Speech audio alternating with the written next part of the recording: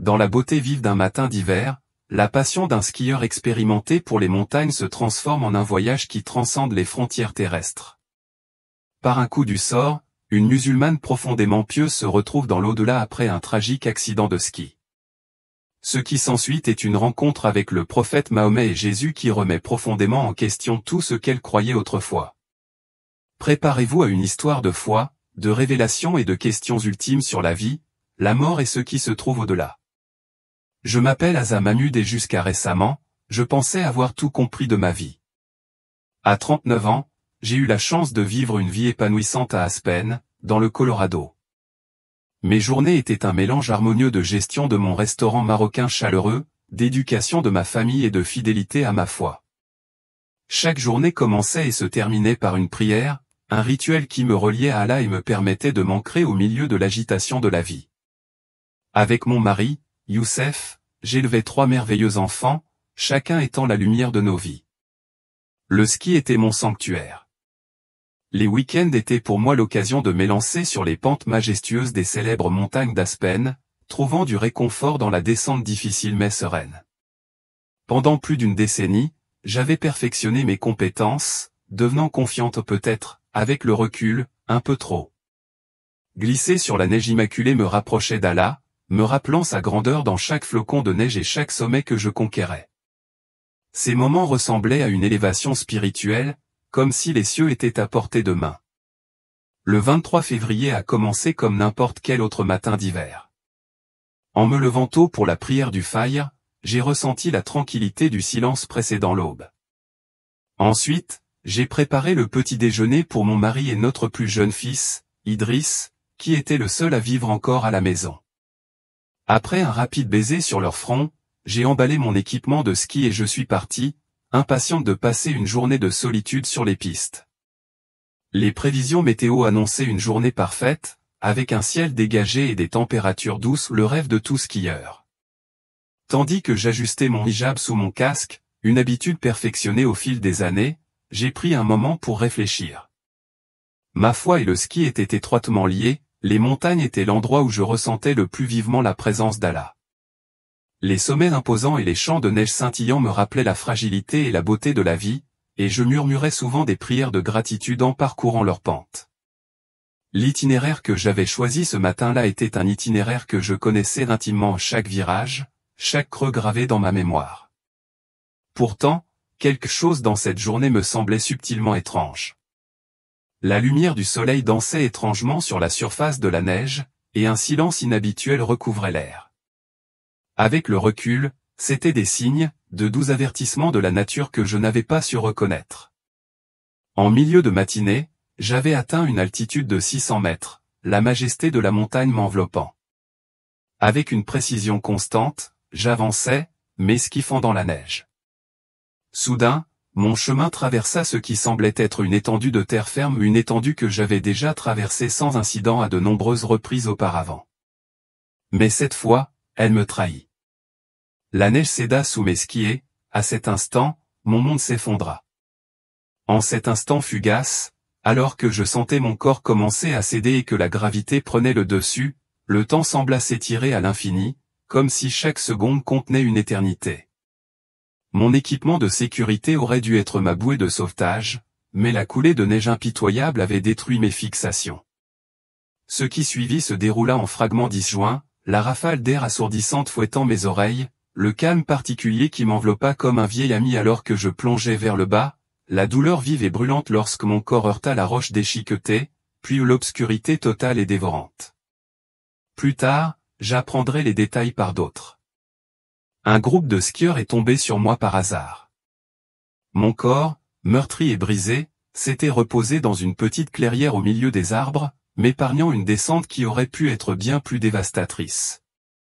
Pourtant, même cette chance relative ne m'a apporté que peu de réconfort. L'impact avait infligé des blessures catastrophiques, une grave hémorragie interne, d'innombrables fractures et des dommages à la colonne vertébrale et au crâne. Il a fallu 2 heures exténuantes à l'équipe de secours pour me rejoindre. À leur arrivée, mes signes vitaux étaient faibles, à peine détectables. En route vers l'hôpital en hélicoptère, mon cœur s'est arrêté non pas une, mais 3 fois. À chaque fois, les ambulanciers se sont battus vaillamment pour me réanimer, admettant plus tard qu'ils n'avaient jamais rencontré un patient qui s'accrochait aussi farouchement à la vie. Ce qu'ils ne pouvaient pas savoir, c'est que pendant ces moments où mon cœur s'est arrêté, je me suis aventuré dans un royaume extraordinaire qui a brisé toutes mes croyances les plus chères. C'était une vérité qui ne ressemblait à rien de ce qu'on m'avait jamais enseigné ou imaginé, quelque chose de si profond qu'elle a redéfini ma compréhension de l'existence elle-même. Avant ce jour fatidique, ma vie était guidée par une foi inébranlable. Mes croyances étaient mon fondement, façonnant chaque décision, chaque instant. J'ai élevé mes enfants dans le respect des 5 piliers de l'islam, j'ai passé d'innombrables heures à faire du bénévolat dans notre mosquée et j'ai trouvé du réconfort dans la sagesse intemporelle du Coran. Ces enseignements, inculqués en moi depuis l'enfance, n'ont jamais été remis en question. Je vivais avec la confiance tranquille de quelqu'un qui croyait déjà connaître les réponses. Mon mari, Youssef, et moi nous sommes rencontrés pendant nos années d'université au Maroc, une période remplie de rêves de construire une vie ensemble. Lorsque nous avons déménagé en Amérique, notre foi est devenue l'ancre dans une mer de changements. Ensemble, nous avons fondé une famille, une communauté et un restaurant qui a prospéré comme un lieu de rassemblement apprécié des musulmans locaux. Nous étions fiers de préserver nos traditions, même dans un pays si différent du nôtre. Nos vies étaient bien remplies. Fatima, notre fille aînée, nous avait récemment bénis avec notre premier petit enfant. Ked, notre fils cadet, se préparait pour son mariage. Et Idriss, le plus jeune, venait d'être accepté à la faculté de droit, un accomplissement que nous étions impatients de célébrer ce soir-là. La vie était belle, stable et prévisible dans le confort de ses routines. Jamais je n'aurais imaginé que tout ce que je croyais être vrai serait remis en question aussi profondément. La matinée de mon accident a commencé comme n'importe quelle autre. J'ai embrassé Youssef au revoir alors qu'il partait pour la prière du Fajr à la mosquée. Ce soir-là, nous avions prévu d'inviter la famille à dîner, un rassemblement rempli de joie et de fierté pour l'accomplissement d'Idriss. Au lieu de cela, ma famille passerait ses heures blotties dans une salle d'attente froide et stérile d'un hôpital, priant avec ferveur pour ma survie. Pourtant, les moments les plus transformateurs de cette journée ne se sont pas déroulés sur les pentes enneigées ou à l'hôpital. Ils se sont produits dans le vide mystérieux où mon cœur a cessé de battre. Ce que j'ai vécu dans cet espace liminal défiait toute explication. Les vérités que j'ai rencontrées ont remis en question tout ce dont j'étais si sûr à propos de la foi, du salut et de la nature même de l'existence. Même maintenant, je me souviens des derniers instants avant la chute, en quête de signes ou de sens. Je me souviens avoir méticuleusement vérifié mon équipement à un rituel perfectionné au fil des années de ski. Le poids familier de mon sac à dos m'a rassuré, l'ajustement parfait de mes chaussures et le clic définitif des fixations une source de confiance. J'avais même emballé mon petit tapis de prière, avec l'intention de faire une pause pour le dur sur la montagne, comme je le faisais souvent lors de mes précieuses journées de ski. Le mardi était mon sanctuaire.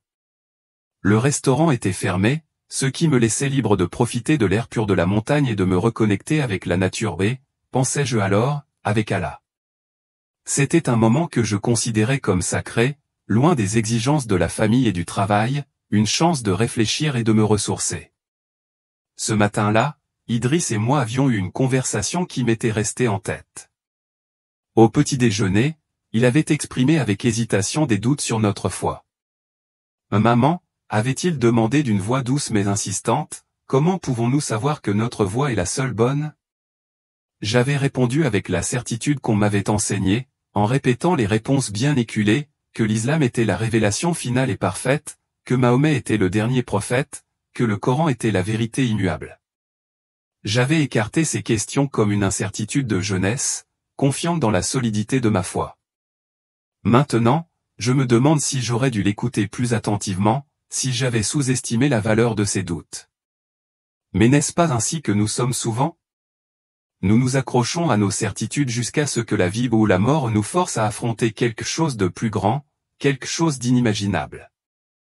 Ce jour-là, sur la montagne, mes certitudes ont été balayées, me laissant aux prises avec une nouvelle réalité, une réalité qui allait bouleverser tout ce que je pensais savoir. Dans la pittoresque communauté d'Aspen, on m'appelait affectueusement la skieuse voilée. Au fil des ans, je me suis taillé une place unique, à la fois sur les pistes et dans le cœur de ceux qui partageaient ma passion pour le ski. Mon parcours était inhabituel, et le respect que j'avais gagné reflétait mon rôle de mentor auprès des jeunes femmes musulmanes qui rêvaient de pratiquer des sports de plein air tout en restant fidèles à leur modestie et à leur foi. Mon histoire avait même attiré l'attention d'un journal local, qui avait publié un article sur mes efforts pour briser les barrières culturelles. Le journaliste m'avait demandé si skier avec un hijab était un défi. J'avais ri chaleureusement et répondu, rien ne semble difficile quand on croit que c'est la volonté d'Allah. Cette croyance a façonné ma vie, un guide constant alors que je naviguais dans le délicat équilibre entre la foi et la vie en Amérique. Notre restaurant, Echa's Café, était un symbole de cet équilibre. Nous servions exclusivement de la nourriture halal, fermions nos portes pendant les heures de prière et organisions des iftars communautaires pendant le Ramadan. C'était plus qu'une simple entreprise, c'était un centre de connexion et de tradition, un témoignage de notre engagement à vivre en bon musulman tout en saisissant les opportunités que notre nouveau pays offrait. Tous les samedis, je faisais du bénévolat à l'école islamique du week-end, où j'apprenais aux enfants à réciter le Coran. Je parlais avec une conviction inébranlable des versets sur le paradis et l'enfer, le jour du jugement dernier et le pont au-dessus de l'enfer que chaque âme doit traverser. Je n'ai jamais douté une seule fois des vérités que j'enseignais ni envisagé la possibilité que ma compréhension soit incomplète, voire totalement erronée. Ma plus ancienne et plus chère amie, Rebecca, une chrétienne fervente, avait essayé pendant des années d'engager avec moi des conversations sur Jésus. Bien que j'appréciais profondément notre amitié, je mettais toujours fin à ces discussions fermement mais poliment. Isa était un grand prophète, disais-je, en utilisant le nom arabe de Jésus, mais Mahomet est le dernier messager. Quelle ironie ces mots me semblent-ils aujourd'hui, sachant la vérité qui m'attendait. Le mois précédant mon accident, j'ai fait un rêve qui m'a laissé perplexe. Je descendais à ski une montagne faite de livres des textes anciens et sacrés provenant de tous les coins du monde. Plus je montais, plus les livres s'effondraient sous mes skis, tombant en poussière. Au pied de la montagne se tenait une silhouette lumineuse baignée de lumière, ses traits obscurcis, mais rayonnant d'un sentiment indubitable de puissance et de paix. J'ai écarté ce rêve à l'époque, l'attribuant aux caprices d'un esprit hyperactif. Mais aujourd'hui, je me demande s'il n'était pas censé me préparer à ce qui allait arriver. Cette dernière matinée a commencé comme tant d'autres. En me rendant sur les pistes, j'ai écouté une récitation de la sourate Al-Fatiha sur l'autoradio, les versets familiers emplissant l'air. Les lignes sur la mort et le jugement persistaient dans mes pensées, inhabituellement vives. Alors que je me garais et rassemblais mon équipement, un verset s'est répété dans mon esprit, et la trompette sonnera, et voici que de leur tombeau, ils se précipiteront vers leur Seigneur. J'avais toujours trouvé du réconfort dans de tels versets, mais ce jour-là, ils semblaient porter un poids plus lourd, comme s'ils étaient une préfiguration. Avant de partir, j'ai vérifié mon téléphone. Il y avait une nouvelle photo de Fatima de ma petite fille, Nadia, son petit visage débordant d'innocence et de joie. Un SMS de Youssef m'a rappelé de skier avec prudence, et un appel manqué de quai de des moments ordinaires qui me semblent désormais infiniment précieux. La descente commença comme d'habitude, le frottement familier de mes skis sur la neige, le rythme des virages et la répétition réconfortante de mouvements que j'avais appris au fil des ans. Je connaissais si bien cet itinéraire que je plaisantais souvent en disant que je pouvais le skier les yeux bandés. Mais ce matin-là, un étrange malaise m'envahit. L'air semblait plus lourd, chargé d'une énergie indescriptible. Les bruits habituels des pistes, rires, conversations, bourdonnements lointains des skieurs étaient étrangement atténués. Même les animaux qui erraient habituellement près des bords des pistes étaient introuvables. J'avais l'impression que toute la montagne retenait son souffle, attendant quelque chose d'inévitable. Lorsque le moment arriva, ce ne fut pas dramatique. Une seconde, je skiais, la suivante, je tombais. La gravité m'attirait vers le bas avec une force implacable, mais dès que l'impact aurait dû se produire, je me sentais en apesanteur, comme suspendu dans une piscine chaude et silencieuse. La douleur disparut instantanément, remplacée par un détachement presque serein. Je me suis retrouvé à planer au-dessus de la Seine, regardant mon corps brisé étendu dans la neige. Un cordon lumineux argenté me reliait à ma forme physique, scintillant d'une beauté surréaliste. J'ai regardé les secouristes skier vers moi, leurs mouvements lents et oniriques depuis cet étrange point de vue. J'ai essayé de les appeler, mais aucun son n'émergeait de cet espace silencieux et surnaturel. Puis, le tunnel est apparu au pas, le passage doux et lumineux dont j'avais lu le récit dans des expériences de mort imminente, mais un tourbillon d'obscurité.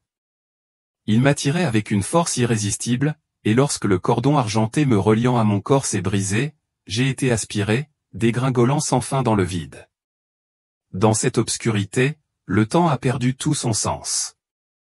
J'aurais pu tomber pendant des secondes ou des siècles. Le poids du vide pesait sur moi, et avec lui est venue une conscience aiguë de mes péchés. Chaque mot méchant, chaque acte égoïste, chaque moment d'orgueil ou de jugement que j'avais jamais nourri se jouait devant moi dans des détails atroces. Mais le plus lourd fardeau fut de réaliser que j'avais eu fondamentalement tort.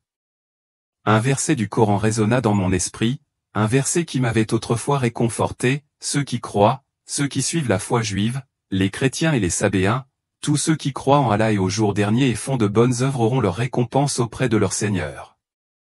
Pourtant, à présent, ces mots me semblaient creux, incomplets. Je les avais suivis avec certitude, mais ici, dans cet espace entre la vie et la mort, la certitude avait cédé la place à une vérité bien plus grande que tout ce que j'aurais pu imaginer.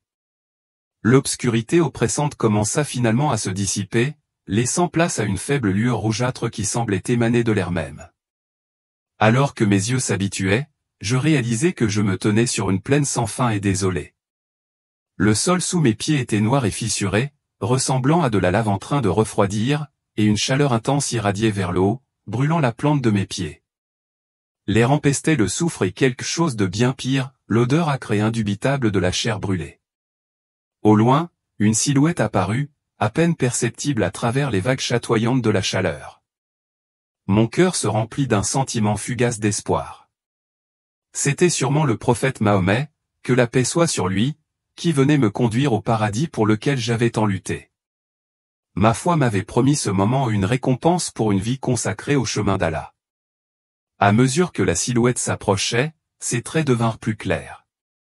Il correspondait à l'image noble et familière que j'avais vue d'innombrables fois dans les représentations religieuses, une présence imposante, une barbe soigneusement taillée et une robe verte flottante. Mais plus il s'approchait, plus le malaise me griffait le cœur. Ses yeux hauts, ses yeux n'étaient pas les yeux bienveillants et sages que j'avais imaginés. C'étaient des vides, sans vie, comme s'ils absorbaient toute la lumière, ne laissant que l'obscurité. Quand il parla, sa voix brisa mes attentes. Au lieu du ton mélodieux et apaisant que j'avais toujours imaginé, c'était un rauque et grinçant qui fit reculer mon âme. « Bienvenue, fidèle », dit la silhouette, les mots dégoulinant de moquerie et de venin. « Bienvenue au fruit de ta dévotion. » Je tombai à genoux, la confusion et la terreur envahissant mon esprit. « Mais, tu es le prophète. Le messager d'Allah. » Je bafouillais, m'accrochant à la croyance qui m'avait guidé tout au long de ma vie. La silhouette émit un rire qui ressemblait à du verre brisé, tranchant et discordant. « Je suis celui que tu croyais que j'étais, » dit-elle, son sourire se tordant en quelque chose de grotesque. « Je suis celui qui a égaré des millions de personnes. Et toi, Aïcha, tu m'as suivi si fidèlement. » Le sol sous nos pieds commença à se fissurer et à bouger, révélant des fissures de feu rougeoyantes qui illuminaient la plaine. Autour de nous, une cacophonie de cris s'élevait, couvrant tous les autres sons. Je réalisais avec une terreur croissante qu'il ne s'agissait pas de n'importe quel cri, mais de cris de prières arabes entremêlés de gémissements de tourment, une horrible symphonie de désespoir. « Ah comment, murmurai-je, la voix tremblante. Ah comment est-ce possible ? » La forme de la silhouette commença à se déformer, les traits autrefois familiers se déformant en quelque chose de sombre et de monstrueux. Parce que, siffla-t-il, sa voix prenant une qualité surnaturelle, je n'ai jamais été ce que je prétendais être. La vérité a toujours été là, mais tu as choisi de ne pas la voir. La chaleur autour de nous s'intensifia, brûlant ma peau et rendant la respiration difficile. Au loin, je vis d'innombrables silhouettes s'approcher. Elles portaient des hijabs, des tobes et d'autres vêtements islamiques, leurs visages tordus par l'agonie. Elles trébuchaient sans but à travers la plaine en feu, leurs cris perçant l'air. Vos bonnes œuvres, continua l'être, sa voix maintenant devenue un grognement bas et guttural, vos prières, votre charité où tout cela était construit sur un mensonge. Vous avez rejeté le vrai chemin pour une belle tromperie. J'ai essayé de protester, d'argumenter, mais mes pensées s'effondrèrent sous le poids de ces mots. Des images commencèrent à défiler devant mes yeux, des scènes historiques que je n'avais jamais connues mais que je comprenais maintenant comme une vérité indéniable. Je vis le vrai Mahomet, non pas la figure idéalisée que j'avais vénérée, mais un homme consumé par des désirs terrestres, qui déformait les vérités divines à ses propres fins. Les larmes coulaient sur mon visage. Mais je t'ai rejeté, sanglotai-je. J'ai éloigné les autres de toi. J'ai élevé mes enfants dans le mensonge. Comment pourrait-il y avoir un espoir pour quelqu'un comme moi? À ma grande surprise, il s'agenouilla à côté de moi. Le Créateur de l'univers s'agenouilla à côté de moi. Sa main toucha mon épaule, et à son contact, le tourment brûlant s'estompa, remplacé par une paix profonde. C'est pourquoi tu dois revenir, dit-il, les yeux emplis de compassion. Ton témoignage aura du poids précisément parce que tu as eu tort. Retourne. Une lueur d'espoir s'est allumée dans mon cœur. Tu veux dire? Ton corps n'est pas encore mort.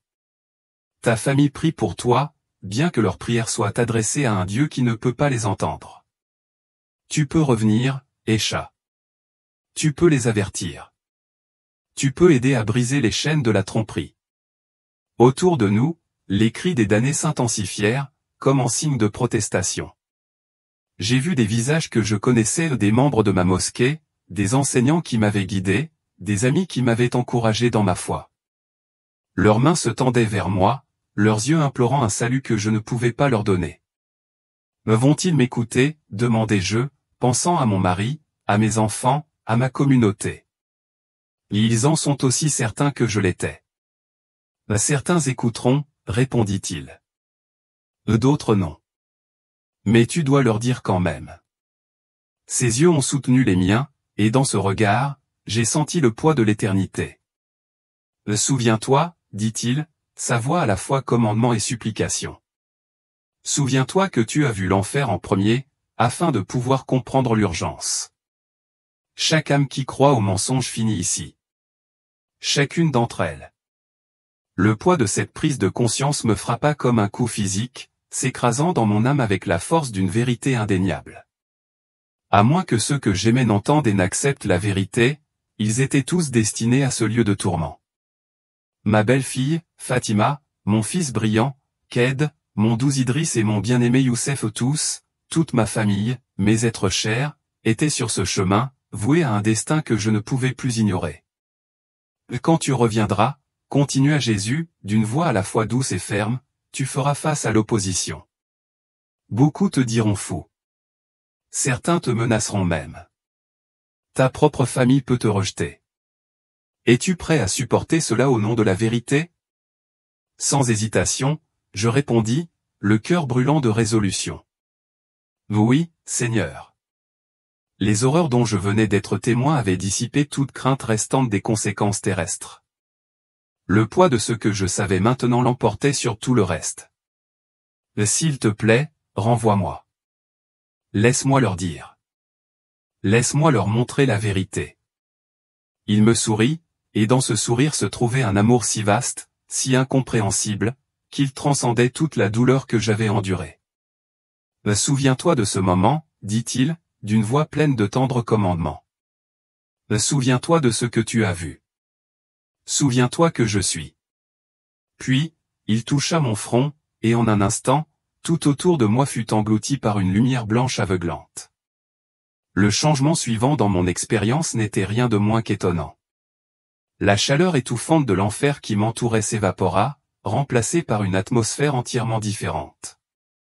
Je me retrouvais debout dans ce qui ne pouvait être décrit que comme une vaste salle d'audience, un endroit si immense et magnifique qu'il défiait les limites de la compréhension humaine. Les murs, si on peut même les appeler des murs, irradiaient une lumière vivante, pulsant d'énergie divine. Le plafond aussi, il existait une telle chose, était consumé par une brillance trop intense pour être contemplée. Devant moi, dans toute sa majesté terrifiante, se dressait le tribunal du Christ. Il ne ressemblait à rien de ce que j'aurais pu imaginer dans la vie, bien au-delà de toute représentation que j'avais vue ou entendue. Autour du trône, des millions d'êtres se tenaient en admiration.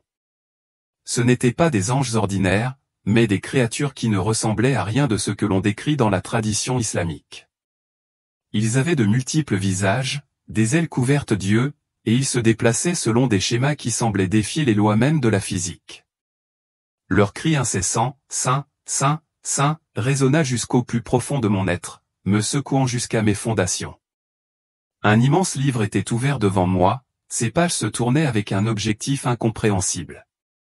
Je l'ai immédiatement reconnu comme étant le livre de la vie, celui dont parle la Bible chrétienne, et non le récit simplifié des actes que l'islam m'avait enseignés.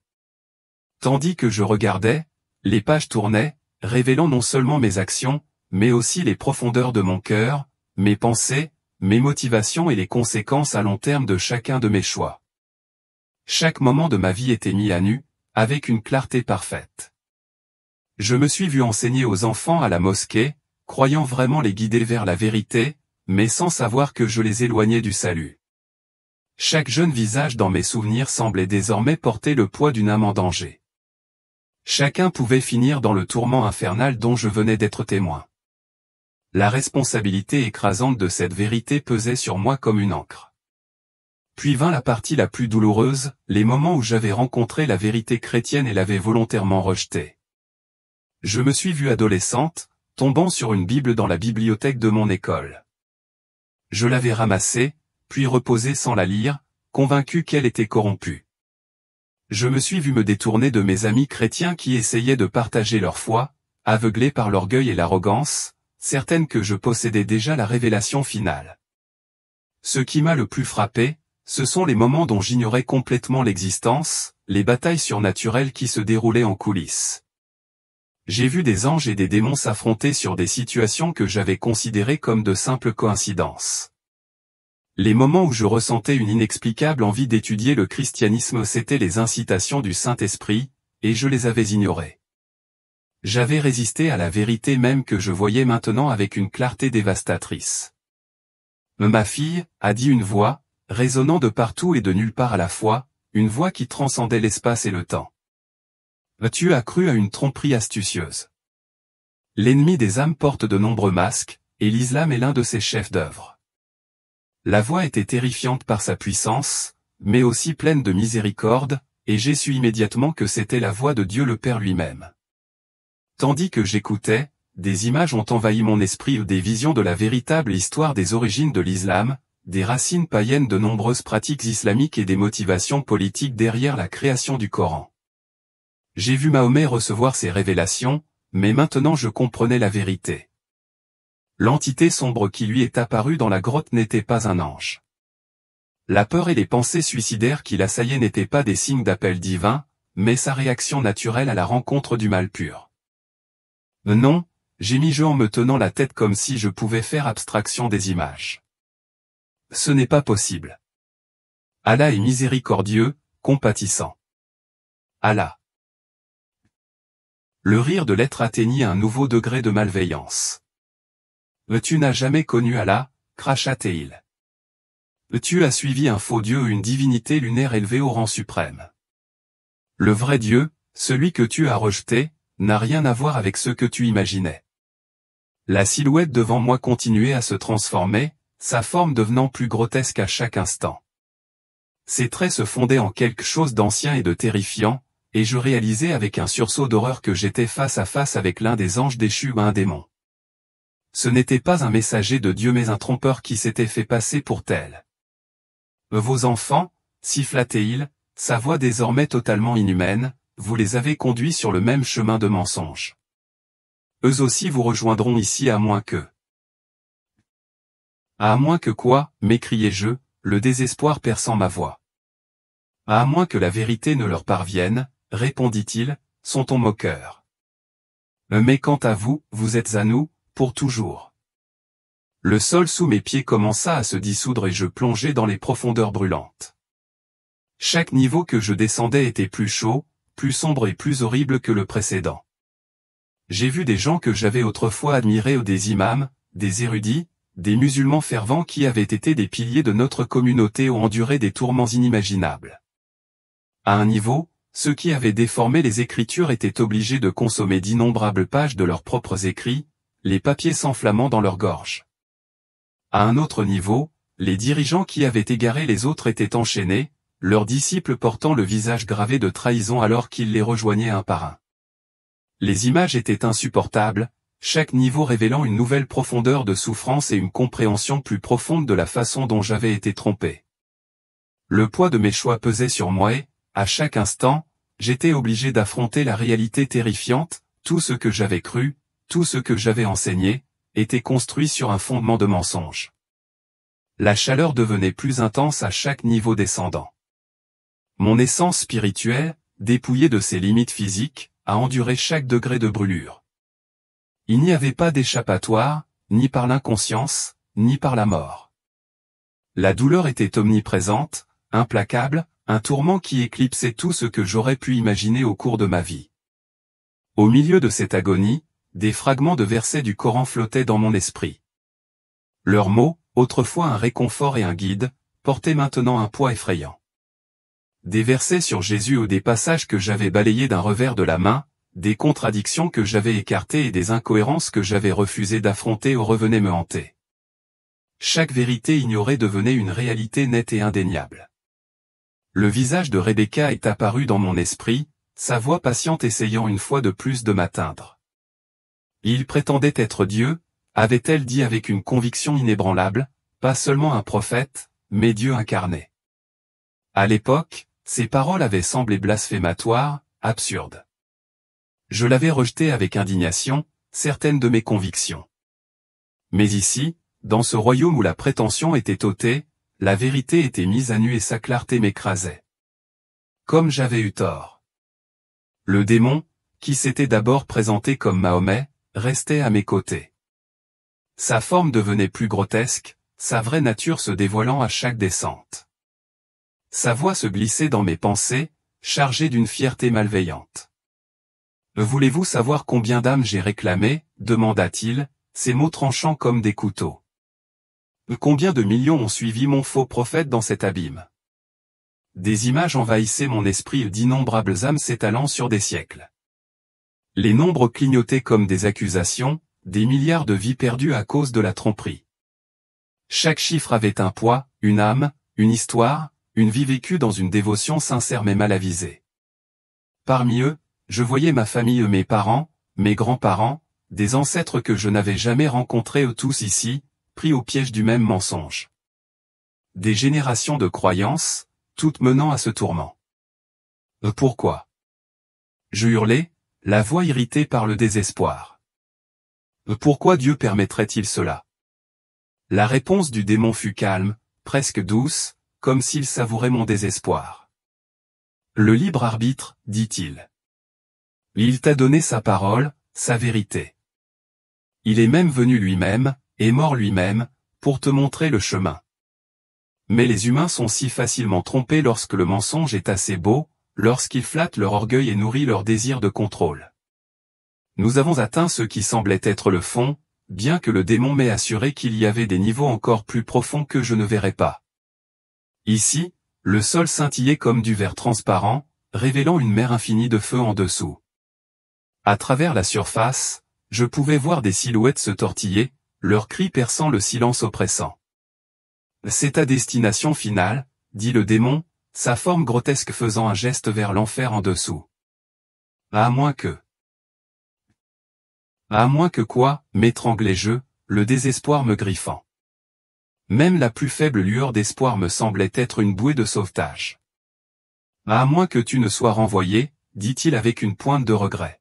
« À moins que tu n'aies la chance d'avertir les autres. » Ses traits tordus s'adoucirent brièvement.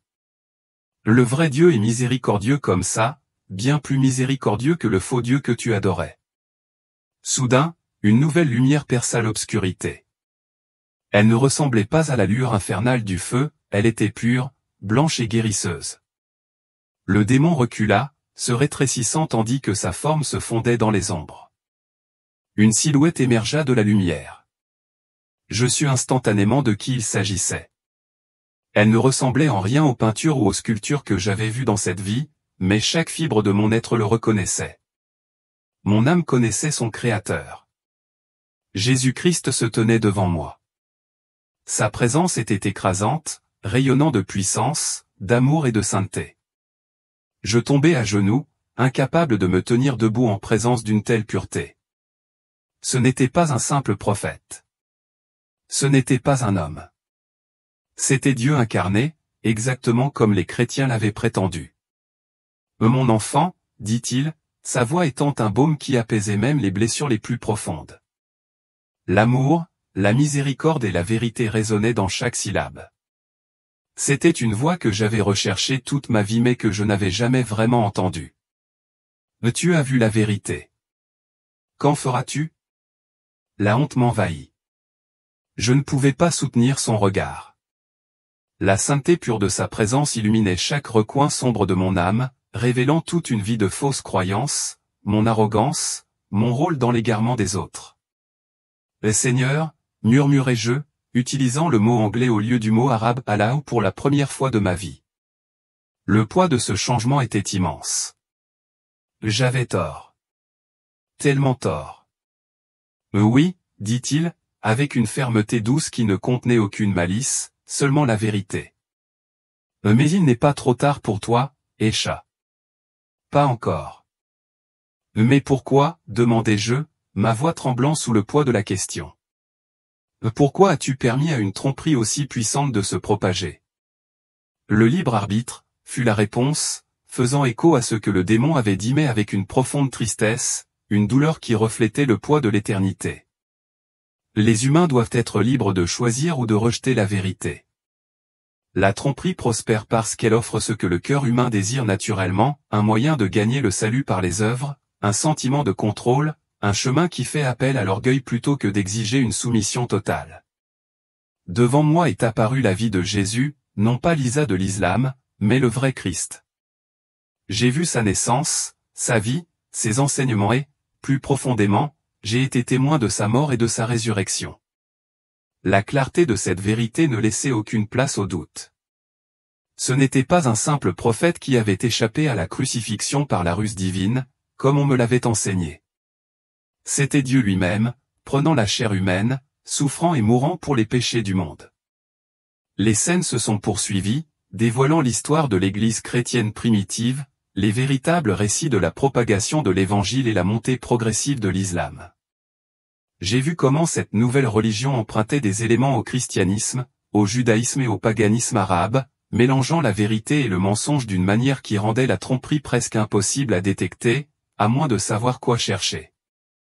Le plus troublant de tout fut les scènes montrant comment les enseignements de l'islam avaient progressivement effacé la capacité de remettre en question ou de réfléchir de manière critique à la fois.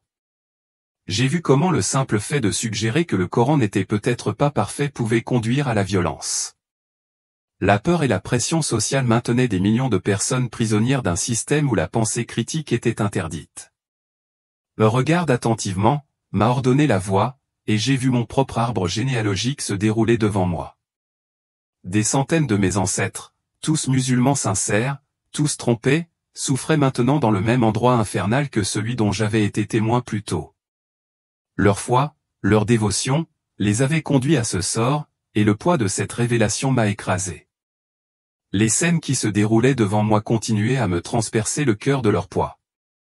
Mais quelque chose de nouveau apparut alors, de petits points de lumière dispersés à travers les générations. Ce sont des moments, expliqua la voix, où vos ancêtres ont rencontré ma vérité. Chaque lumière représente une opportunité de salut qui a été rejetée. J'ai observé les moments de vérité manqués se dérouler devant moi, mon arrière-grand-mère, assise avec des missionnaires chrétiens au Pakistan, écoutant attentivement mais se détournant finalement. Mon grand-père, trouvant un tract biblique dans les rues de Casablanca, mais le rejetant. Ma mère, faisant un rêve saisissant sur Jésus, mais pensant que c'était une tromperie de Shaitan. Chaque moment où ils rejetaient la vérité était une ondulation dans le temps qui affectait non seulement leur vie mais le destin de tous ceux qui viendraient après eux. Et puis est venue la vision la plus douloureuse de toutes, l'avenir de mes propres enfants si rien ne changeait.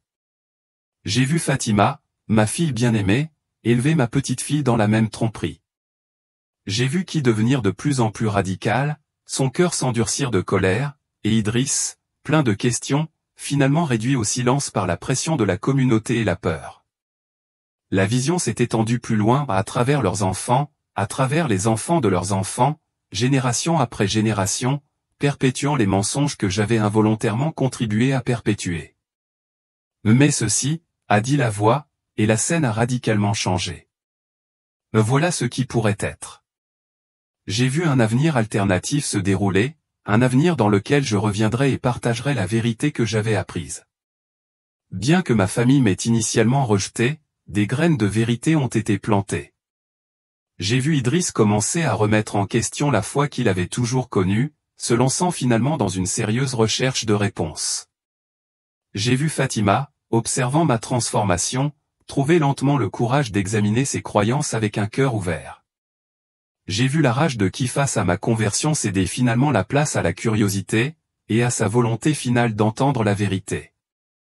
Ta souffrance aura un but, a poursuivi la voix, son ton plein de compassion et de détermination. Chaque larme, chaque rejet, chaque persécution que vous subissez arroseront les graines de vérité que vous plantez. La vision s'est élargie, montrant non seulement ma famille, mais la communauté au sens large. J'ai vu des membres de notre mosquée, des clients réguliers de notre restaurant et des amis de la communauté musulmane. Certains seraient furieux de mon témoignage, d'autres seraient secrètement intrigués.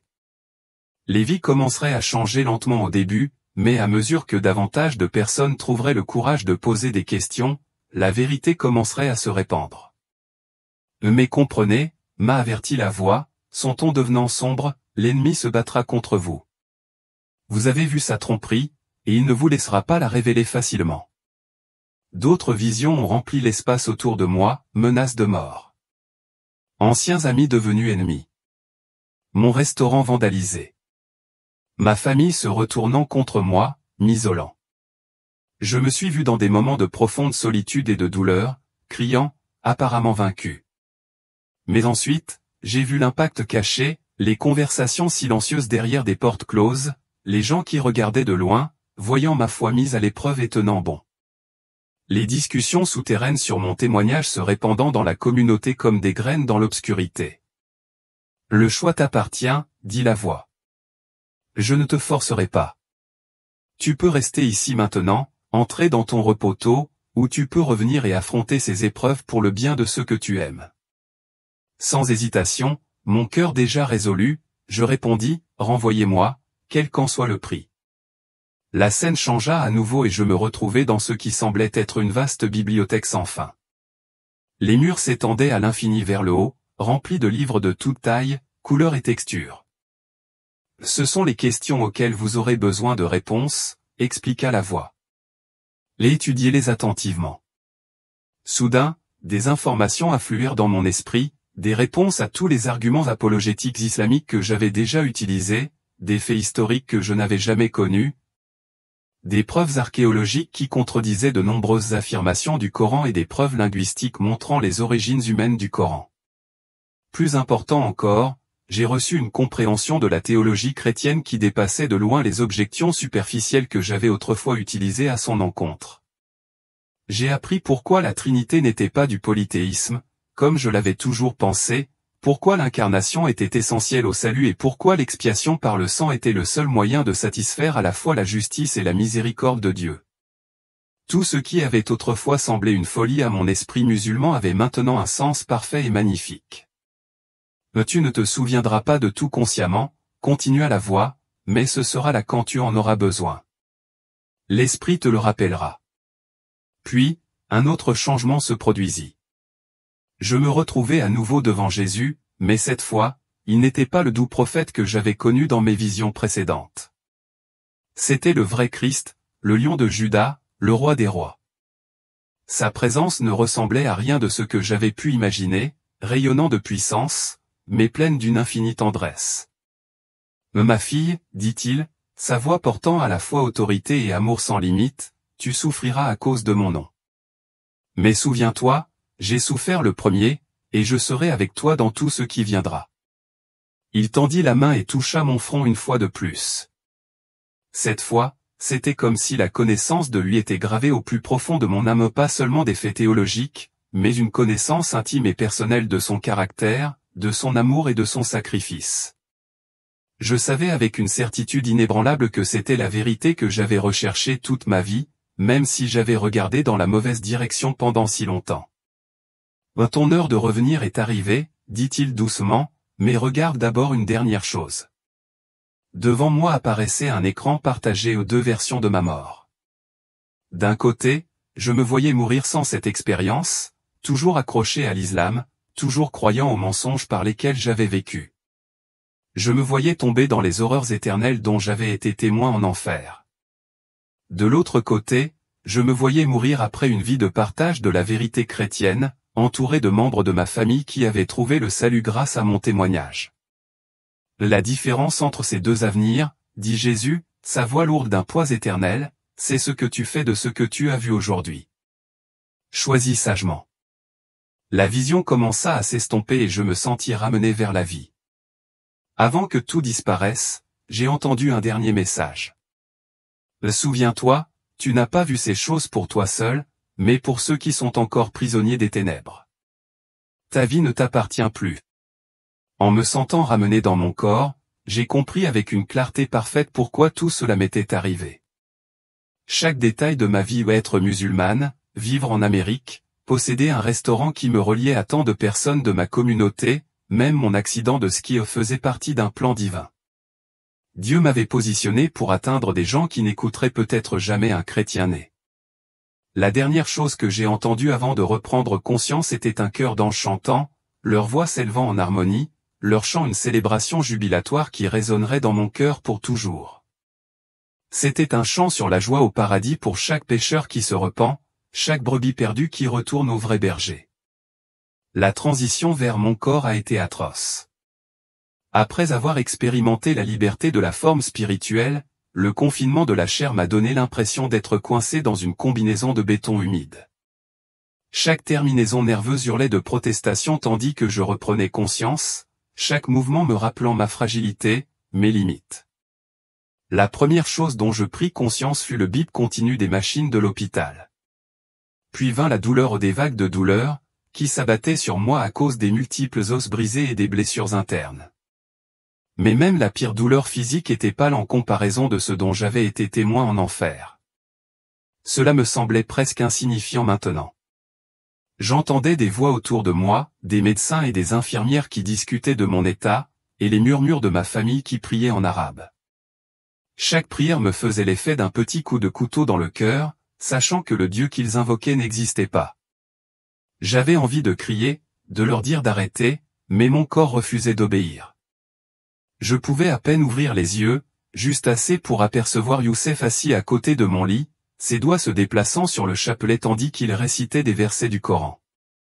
Idriss dormait assis sur une chaise près de la fenêtre, l'air épuisé. Dans un coin, une silhouette portant un hijab Fatima, je suppose, était penchée en prière sur un petit tapis. La vue de ces personnes, si ancrées dans leur culte trompé, brisait quelque chose en moi. J'avais envie de pleurer, mais les larmes ne venaient pas. Mon corps était immobilisé par des plâtres et des bandages, et ma gorge était bloquée par des tubes. Je ne pouvais que rester allongé là et les écouter prier, dirigeant sans le savoir leurs espoirs et leur dévotion vers un faux Dieu. Les jours suivants passèrent dans un flou. La douleur, les médicaments, les procédures médicales et l'inquiétude silencieuse de notre communauté de mosquées. Chaque fois que quelqu'un disait « Alhamdoulilah » à propos de ma survie, je ressentais une tristesse accablante. Si seulement il savait la vérité sur qui m'avait vraiment sauvé. Une nuit, alors que j'étais seul, à l'exception de Youssef qui dormait à côté de moi, j'ai réussi à tourner la tête juste assez pour remarquer une petite croix en bois accrochée au mur, un décor standard dans l'hôpital chrétien.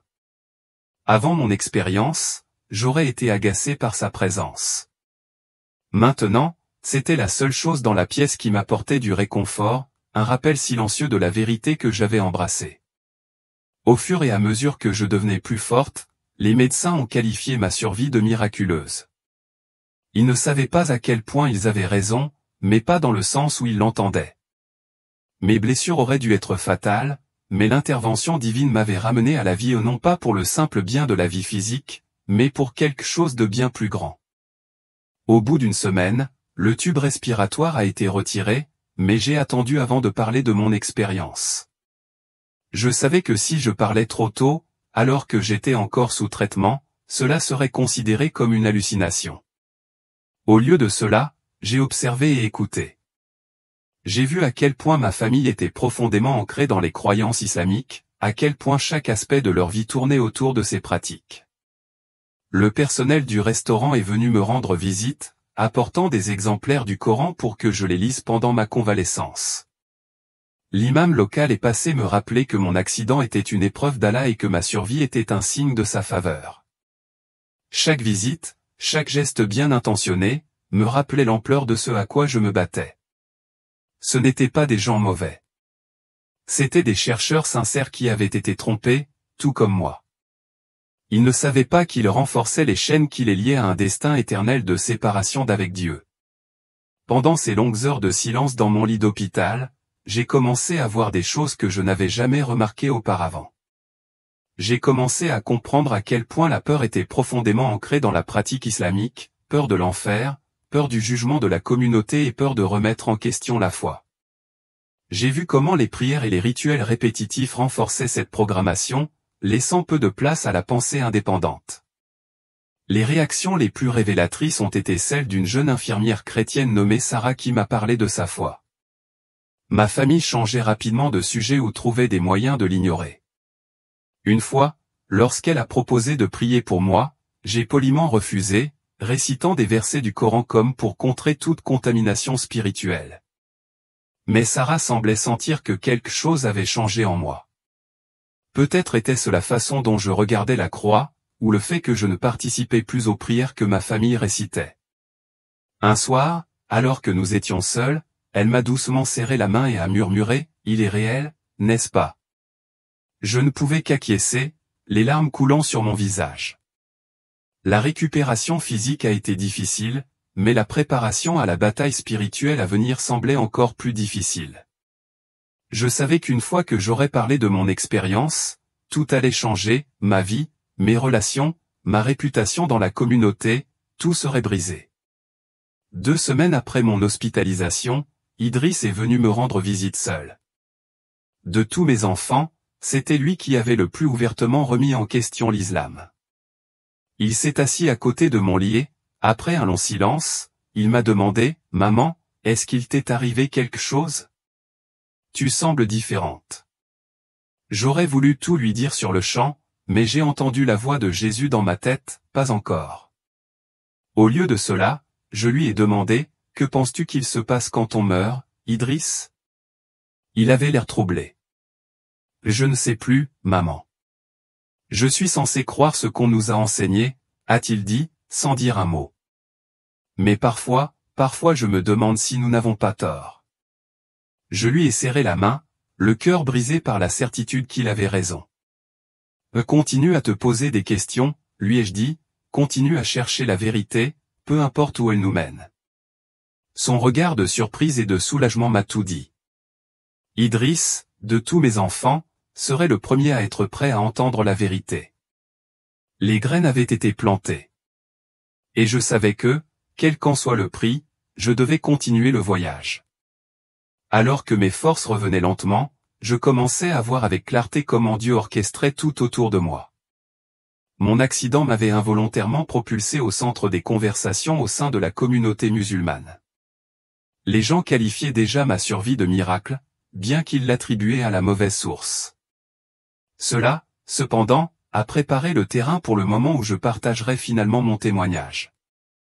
Je savais que le jour viendrait où les gens seraient obligés de se demander pourquoi Allah me sauverait seulement pour que je me convertisse au christianisme. J'avais environ 3 semaines de convalescence lorsque les rêves ont commencé.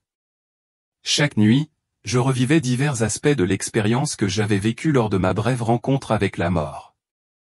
Parfois, je me retrouvais de retour en enfer, témoin de l'arrivée d'âmes qui avaient, trop tard, réalisé qu'elles avaient cru un mensonge. D'autres fois, j'étais dans la salle du trône, submergé par la pure présence de Jésus. Je me réveillais trempé de sueur, le poids de ma mission pesant lourdement sur mon cœur. Un rêve en particulier m'a profondément bouleversé. J'ai vu des milliers de musulmans que je connaissais se tenir devant le tribunal, le visage empli de confusion et de peur. Mais nous avons suivi toutes les règles, ont-ils protesté. Nous avons prié 5 fois par jour. Nous avons jeûné. Nous avons donné la zakat. Nous avons cru en toi, Allah.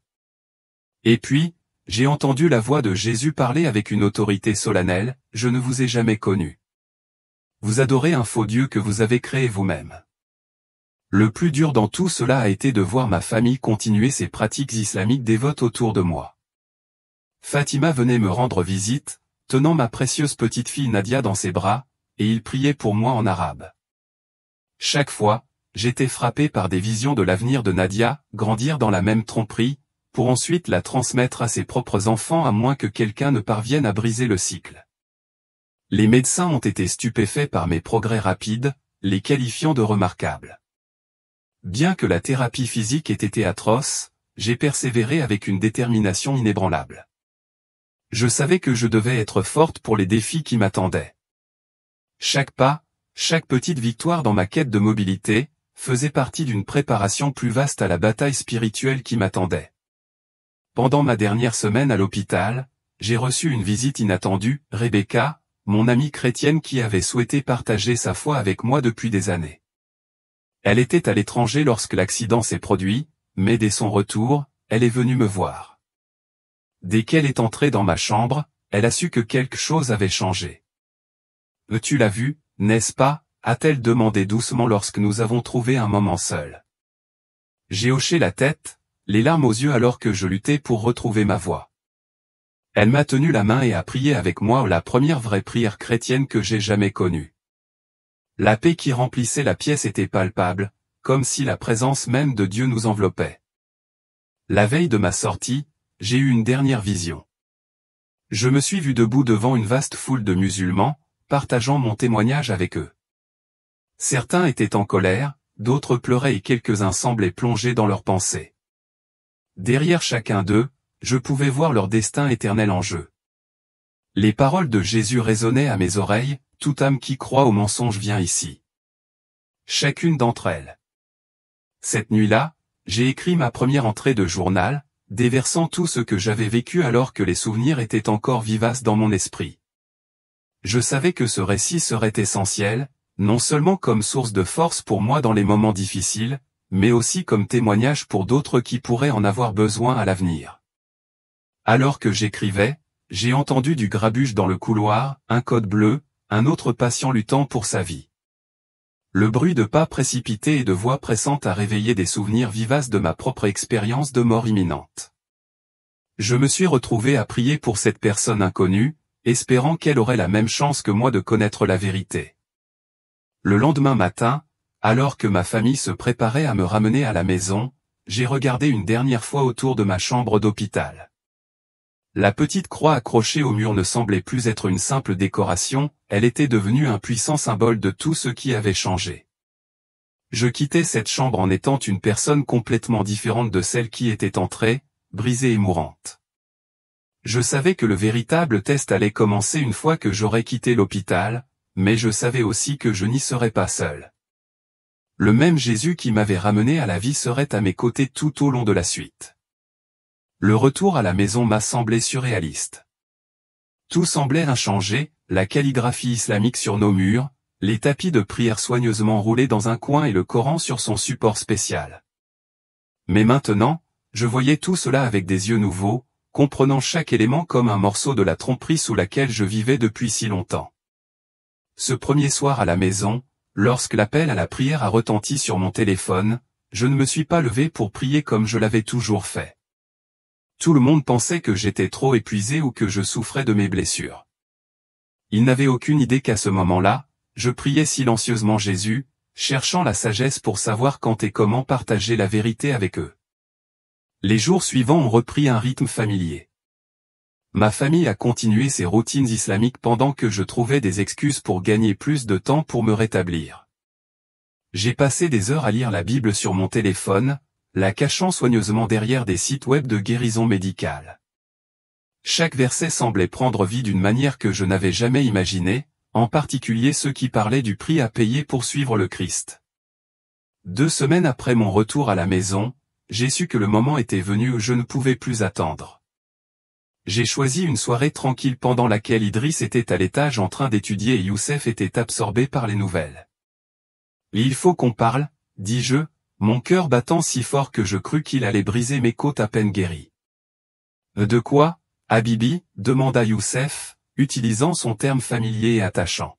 « Combien de fois encore l'entendrai-je m'appeler ainsi ? » ?»« De ce qui s'est passé quand je suis mort. » Les 2 heures suivantes allaient tout changer. Je lui ai fait part de la vérité, comment j'avais rencontré Mahomet en enfer, vu la gloire de Jésus et découvert la tromperie de l'islam. Tandis que je parlais, je regardais son visage passer d'une gamme d'émotions à une autre, inquiétude, incrédulité, puis colère. « C'est le médicament, dit-il catégoriquement lorsque j'eus fini. Ou peut-être des lésions cérébrales dues à la chute. Nous t'emmènerons chez un médecin. »« Non, Youssef, » répondis-je doucement, d'une voix ferme mais constante. « C'est la vérité. Au fond, je sais que tu as aussi eu des doutes. » Il se leva si vite que sa chaise tomba par terre. « Assez.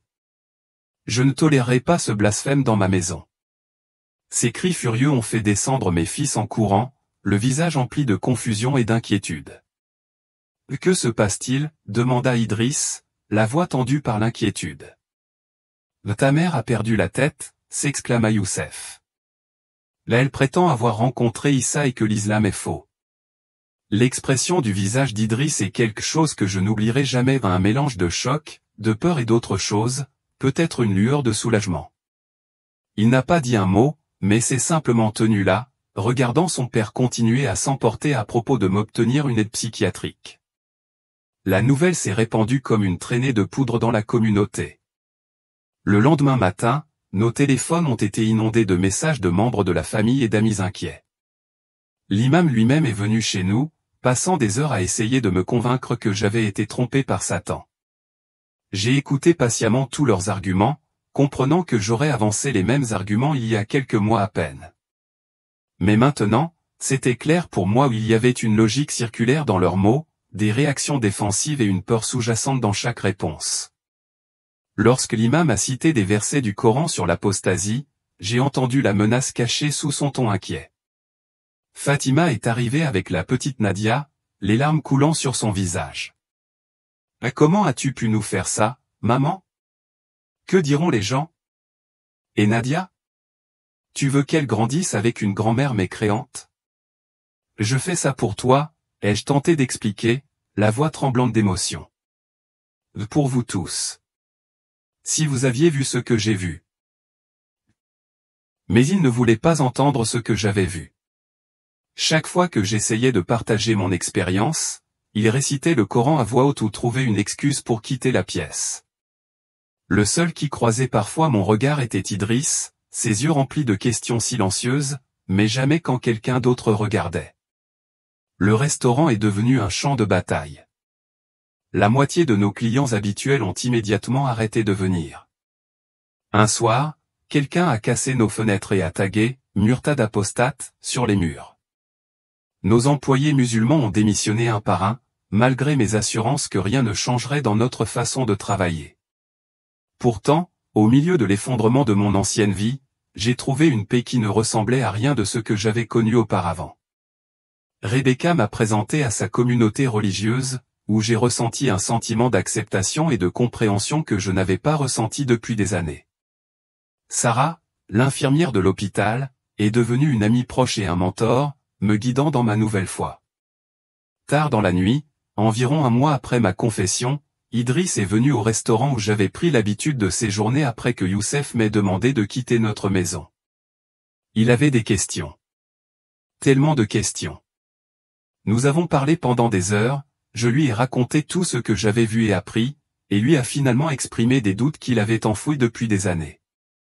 2 semaines plus tard, il a pris la décision de suivre le Christ lui aussi. La réaction de la famille a été explosive. Youssef l'a renié, le forçant à déménager. Fatima et Ked ont refusé de nous parler, ni à l'un ni à l'autre. Mais voir le visage de mon fils alors qu'il faisait l'expérience de la véritable liberté spirituelle pour la première fois a valu la peine de toutes les épreuves. La persécution n'a fait que s'intensifier. Des menaces de mort ont commencé à arriver au restaurant. D'anciens amis crachaient sur le trottoir quand ils me voyaient. L'association commerciale musulmane locale a orchestré un boycott complet de notre restaurant. Pourtant, pour chaque client perdu, Dieu semblait en envoyer de nouveaux, des gens curieux de connaître notre histoire, des chrétiens désireux de nous témoigner leur soutien et même des musulmans secrets qui avaient leurs propres doutes. 6 mois après mon expérience de mort imminente, j'étais assise seule dans mon nouvel appartement. L'assurance de l'accident du restaurant avait enfin payé. Je lisais un email de Fatima. Elle écrivait qu'elle avait fait des rêves sur Jésus. Elle était effrayée et confuse. Pouvions-nous parler? C'est à ce moment-là que j'ai compris tout le poids de ce que Jésus m'avait montré dans ma vision. Mon témoignage a créé des ondes dans toute la communauté, atteignant les gens d'une manière que je n'avais pas encore pleinement saisie. De plus en plus de courriels et de messages ont commencé à arriver au toujours secret, toujours empreints de peur mais chacun rempli de questions. Les gens voulaient en savoir plus sur mon expérience, sur la façon dont j'ai trouvé le courage de quitter l'islam et sur ce qui m'a convaincu que le christianisme était la vérité. Le restaurant est devenu un sanctuaire inattendu, un ministère déguisé. Nous avons commencé à organiser un dîner hebdomadaire où d'anciens musulmans pouvaient se réunir en toute sécurité, partager leurs histoires et discuter de leur cheminement religieux. Certains invités portaient encore le hijab et se garaient à quelques pâtés de maison, terrifiés à l'idée d'être découverts. Chacune de leurs histoires faisait écho à la mienne, des histoires de peur, de confusion et de désir de vérité. 1 an après mon accident, je me suis retrouvé dans l'hôpital même où j'avais vécu mon moment de mort imminente. Cette fois, je n'étais pas seul, j'ai vu Idriss épouser Sarah, l'infirmière chrétienne qui avait prié pour moi dans mes moments les plus sombres.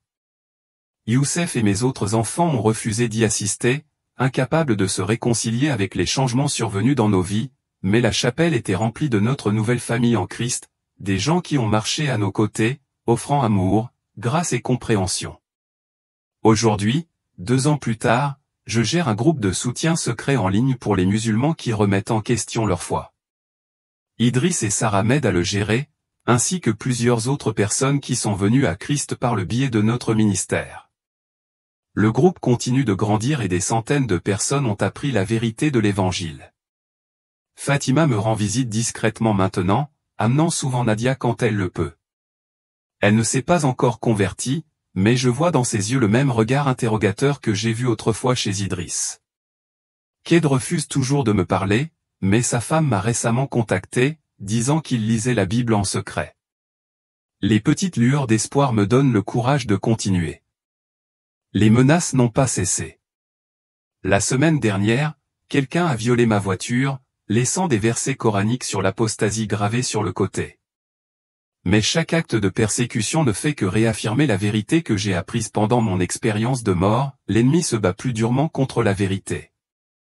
Mon expérience de mort imminente a tout changé, pas seulement pour moi, mais pour beaucoup de personnes dans ma communauté. Ce qui a commencé comme un voyage solitaire déclenche maintenant une révolution silencieuse. Des personnes qui étaient autrefois fidèles à leur foi musulmane se rassemblent maintenant en secret pour étudier la Bible.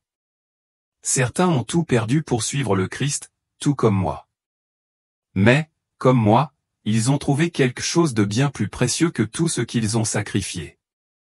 La nuit, je rêve encore de ce que j'ai vu, les horreurs de l'enfer et les gloires du paradis. Je me réveille avec une urgence renouvelée de partager mon histoire, sachant que chaque âme qui se tourne vers le Christ est une personne de moins destinée à vivre le tourment dont j'ai été témoin dans ce lieu terrible. L'année dernière, Youssef a demandé le divorce. J'ai signé les papiers le cœur lourd, en deuil des 25 années que nous avions passées ensemble. Mais j'ai aussi ressenti une profonde paix, sachant que j'avais choisi la vérité plutôt qu'un réconfort temporaire. Je prie encore pour lui tous les jours, persuadé qu'un jour il se souviendra de mon témoignage et commencera à remettre en question la foi à laquelle il tient si fermement. Le restaurant est désormais en plein essor, mais avec une clientèle complètement différente. Nous sommes devenus un refuge pour les chercheurs et les convertis. Chaque table dispose désormais d'une Bible discrètement disponible et notre nouveau personnel est formé pour servir les musulmans en questionnement avec amour et sagesse. La transformation dépasse tout ce que j'aurais pu imaginer. En y repensant, je comprends maintenant pourquoi Jésus m'a montré l'enfer en premier. La terreur de cette expérience me donne le courage d'affronter le rejet et la persécution avec détermination. Comment pourrais-je rester silencieux, sachant où mène le chemin de l'islam? Chaque regard noir, chaque menace, chaque perte sont insignifiants comparés à l'éternité dont j'ai été témoin dans cet endroit horrible. Mon histoire n'est pas encore terminée. Chaque nouveau jour apporte de nouvelles opportunités de partager la vérité, de guider les âmes vers le salut que j'ai trouvé et d'offrir de l'espoir à ceux qui cherchent encore. Le prix a été élevé, mais comme Jésus l'a promis, les récompenses éternelles sont bien plus grandes que tout ce que ce monde peut offrir ou enlever. Si cette histoire vous a touché, veuillez aimer, vous abonner et appuyer sur la cloche de notification pour soutenir notre chaîne. Partagez cette vidéo pour aider les autres à découvrir la vérité. N'oubliez pas que votre simple partage pourrait changer l'éternité de quelqu'un.